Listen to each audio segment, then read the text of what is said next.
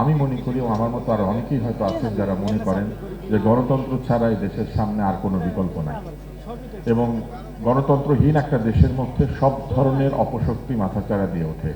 মানুষ নিজের জন্য কখনো খারাপকে বেছে নেয় না, মানুষ নিজের জন্য কখনো ভুল কিছুকে বেছে নিতে চায় না। মানুষ দিনের শেষে বাঁচতে চায়, নিজের যোগ্যতা অনুযায়ী বিকশিত হতে চায়, সে সকল ধরনের প্রভাবমুক্ত থেকে নিজের মনের স্বপ্নকে সফল করতে চায়। এবং সেই রকম একটি পরিবেশ তৈরি করার জন্য আমি মনে করি যে বাংলাদেশে নির্বাচন খুবই জরুরি, এবং সেই নির্বাচনের সময় বাংলাদেশে তারেক রহমানের উপস্থিতিও জরুরি। শুধু তাই নয়, আমি মনে করি বাংলাদেশে গণতন্ত্রের পক্ষে যত শক্তি আছেন তাদের মধ্যে একটি মৌলিক ঐক্য তৈরি করা প্রয়োজন, যেখানে আমরা যে মত আর পথেরই অনুসারী হই না কেন, আমরা কোনোভাবেই গণতন্ত্রকে, অধিকারকে, সাধারণ মানুষের নিরাপত্তা, যান মাল এবং তার চিন্তার নিরাপত্তাকে আমাদের প্রোটেক্ট করা উচিত। একটি দেশ বড় হয় তখন যখন একটি দেশের মানুষেরা স্বাধীন চিন্তা করতে পারে, সৃজনশীল কাজ করতে পারে, এবং সৃজনশীলতার মধ্যে দিয়ে পৃথিবীতে তার নামকে উজ্জ্বল করে তুলতে পারে। কোনো দেশ তার ভবন দিয়ে পরিচিত হয় না, কোনো দেশ তার টাকা দিয়ে পরিচিত হয় না। পৃথিবীতে বহু ধনী রাষ্ট্র আছে, নাউরু আছে আপনারা জানেন, ব্রুনাই আছে আপনারা জানেন, কিন্তু এই দেশগুলি তাদের টাকার জন্য পরিচিত, কিন্তু এই দেশগুলি সারা পৃথিবীতে সম্মানের আসনে নাই। কিন্তু আপনি দেখবেন ফিনল্যান্ডের মতো একটা দেশ আছে যেখানে অতি অল্প সংখ্যক মানুষ, কিন্তু তারা নিজেদেরকে দাবি করে যে তাদের হেলসিঙ্কি হচ্ছে পৃথিবীর ক্রিয়েটিভ ক্যাপিটাল। তারা বলে পৃথিবীতে যা কিছু সুন্দর তার অধিকাংশ তারা ডিজাইন করে।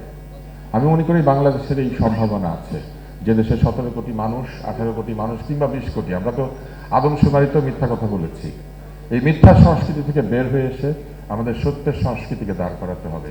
আর সকল গণতান্ত্রিক প্রতিষ্ঠানকে, সংবাদপত্রের উপর আঘাতকে, সাংস্কৃতিক প্রতিষ্ঠানের উপর আঘাতকে আমাদের নিজেদের উপর আঘাত বলে মনে করতে হবে। আজকের এই আয়োজনকে আমি ধন্যবাদ জানাতে চাই, এই কারণে যে এখানে তারা সকলকে ডেকেছেন, সমালোচনা শুনতে চেয়েছেন। সমালোচনার সময় আছে আসলে। আমি মনে করি যে সমালোচনা ব্যতি রেখে কোনো প্রতিষ্ঠান, কোনো ব্যক্তি কিংবা কোনো রাজনীতি নয়। ভুল হতেই পারে, মানুষ যখন কাজ করবেন ভুল হবে, সিদ্ধান্তে ভুল হবে, কাজে ভুল হবে, কিন্তু সেই ভুলকে ঠিক করার যে প্রবণতা, নিজেকে রেকটিফাই করার যে প্রবণতা, প্রতিনিয়ত নিজেকে শুদ্ধতার দিকে পরিচালিত করার যে প্রবণতা, এটাই মানুষকে মানুষ করেছে। আমরা দেখছি এবং অনেকাংশ উপলব্ধি করছি যে আমাদের দেশে রাজনীতিতে একটি পরিবর্তনের সূচনা হয়েছে। আমরা লক্ষ্য করছি অন্তত কিছু দলের কিছু রাজনীতিবিদ, যার মধ্যে তারেক রহমানও আছেন, অন্যের সমালোচনা বাদ দিয়ে নিজের দলের দিকে মনোযোগ দিয়েছেন, নিজেকে আরও উন্নততর মানুষ হিসেবে তৈরি করার দিকে এগিয়ে চলেছেন, এবং কোনো ধরনের ব্যক্তি সমালোচনাকে দূরে রেখে তিনি গত সময়গুলি আমরা যা দেখেছি 5ই আগস্টের পরবর্তী সময়, তিনি সবসময় বাংলাদেশ কী করে ভালো হতে পারে সেই কথাগুলি বলেছেন। আমরা বিশ্বাস করতে চাই যে ভবিষ্যতে গণতান্ত্রিক নির্বাচনের মধ্যে দিয়ে যে গণতন্ত্র আসবে, সেই গণতন্ত্রকে সুসংহত করার জন্য তার উপস্থিতি আমাদেরকে শক্তিশালী করবে।